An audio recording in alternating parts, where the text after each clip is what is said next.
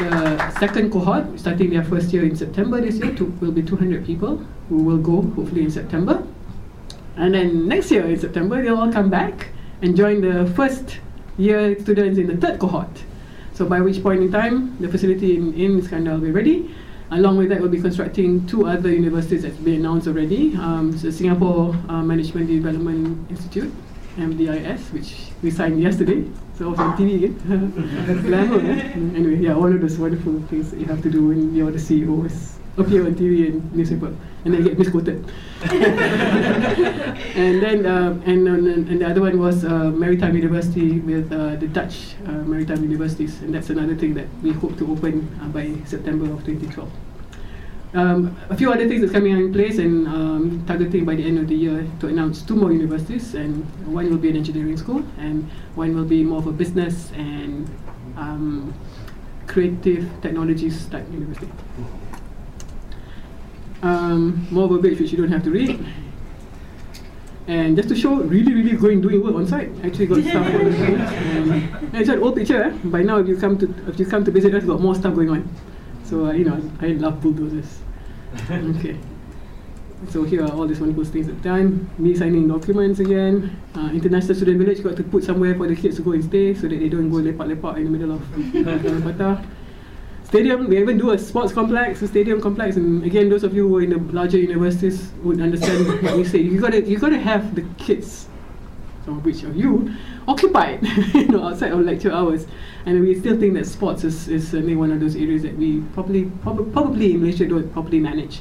So here is an opportunity, and we will be looking at how to make sure we come up with programs, not just build. Oh, by the way, another thing that we in Malaysia are very bad at, build wonderful things, don't actually use it properly. Okay, we spend a lot of money, and okay. Then now I talk about Putrajaya. Okay.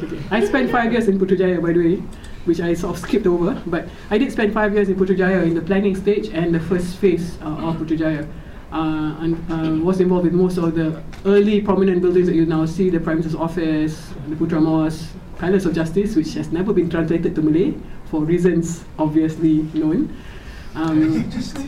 Think about it. Palace of Justice. What do you translate it to in Malay? Not quite politically correct. anyway, long story. Anyway. That one for the Prime Minister himself, you know. Anyway, so, but you see again, here are wonderful facilities. You've got the boulevard, which is 4 kilometers, 100 meters wide. Champs-Élysées in Paris was the inspiration. You know, you've got really wonderful public amenities, parks. There's 13 parks in Putrajaya. Those of you who's counted. Yeah, I know, seriously. No, then you go there and nobody lah. You got more wildlife there than anything else. And then my security guards waiting to catch people yang berkawat, you know, like that. I could tell you stories by the way. I'm old enough to tell you stories. But I think the point is, you build something. And by the way, you know, Putrajaya for me as a technical person was amazing lessons. Okay, we built artificial wetlands. You see the water in Putrajaya is clean. You know, there's a reason why it's clean. It's been cleaned. Alright, so we actually built wetlands, and again, there was another, you know, things that we've done in Malaysia, you know, and really Malaysia boleh spirit.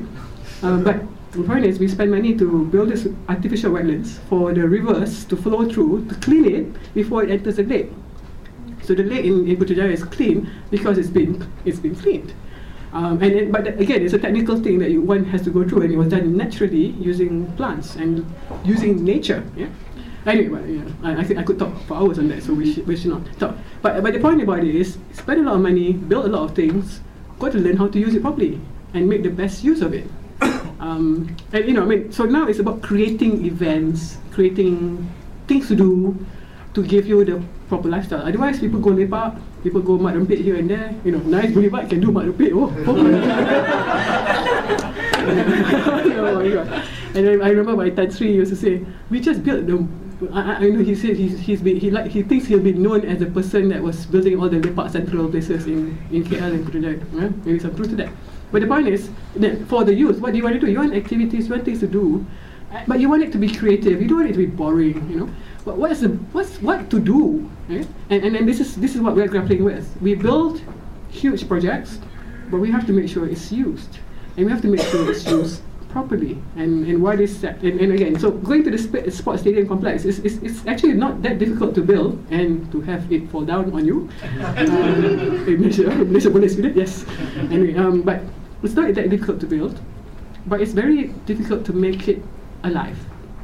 Okay, so the challenge is not just the construction. And after 20 years of project management, I finally realized that what I'm doing is just the first stop. By the way, one of the jokes I used to make on project manager, build a facade, you pass on to somebody else, their problem. And now it's my problem because it's just been passed back to me. But the point about it is we can spend a lot of money and then not make use of it. And that becomes a waste of resources. Okay, so anyway, so enough lecture. Sports stadium complex is to understand the needs of our future. It is a very sensibly done project. By the way, by now I've learned to make sure that my projects are sensibly done. This is not a 100,000 capacity stadium. This is only 12,000 because the community and the university requires only a small stadium. So it's designed to handle the needs there, but it has a lot of multiple users. Okay, the stadium itself, usual 400 meter track, plus the football field. I still argue about why we have to have football fields when Malaysia cannot play football. Then I get lectured. Everybody watch EPL. Do you know what's the name of the Malaysian goalkeeper? Do you know the name of the Manchester United goalkeeper? Yeah, possibly. Point made, okay? So the point is, we got to do all these things. Anyway, so here is a project, must build properly, and then must use properly. So we are coming out with programs to try and ensure that we use it properly. Marlborough College, for those of us who cannot afford to go to Marlborough College, you won't be able to afford to go to this one either, because it will still be over $40,000 a year. But it's again bringing in a good quality program in Malaysia, and presumably nowadays in Malaysia will be more affordable. By the way, Marlborough College, for those of you who didn't study in the UK, is one of the top 5 schools in the UK, public schools in the UK. Not quite in Eton, but somewhere there lah. Before I forget, you can do all these wonderful things, but you mustn't forget how you impact the community. So I'm just going to describe two, because we do many things, but rather than sounding as though I'm tooting my own horn, but we do two things that has and that this sort of illustrates it. Number one is a workers' camp, and I'm sure most of you live in drive around and you see what we call the kongsis. You know what kongsis are? This is where all your Indonesian and Myanmar labourers go and stay and then live. Sometimes got family, but these are ramshackle shacks, which we in Malaysia tend to just not my problem.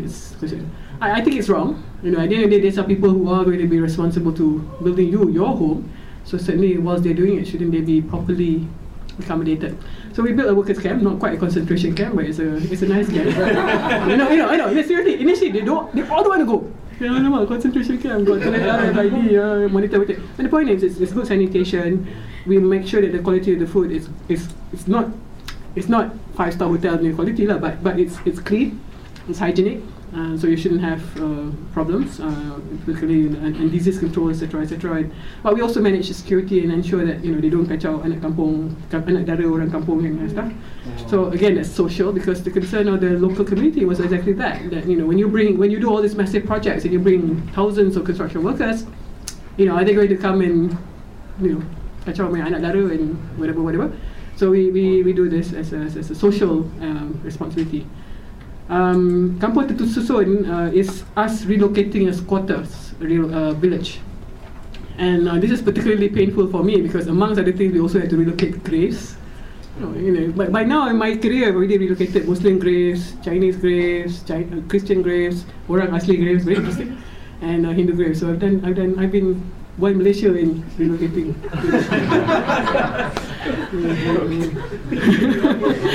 Cannot go home to this. Okay, but I think it's important that when you affect a community, that you also ensure that they improve their livelihood or their lifestyle when you do this. So it's not just about moving things. You also got you move. They are not there legally. They are all squatters, and all of us know what squatters are. But we move them and we put them in the same community, so they still have the same village. They are fishermen, so we move them into an area where they can still fish. Essentially, we just move them across the river on the other side. Okay, state line by the way. So, But now they get proper houses with proper sanitation instead of throwing rubbish and their sewage into the rivers. They're now having proper sanitation and sewage systems.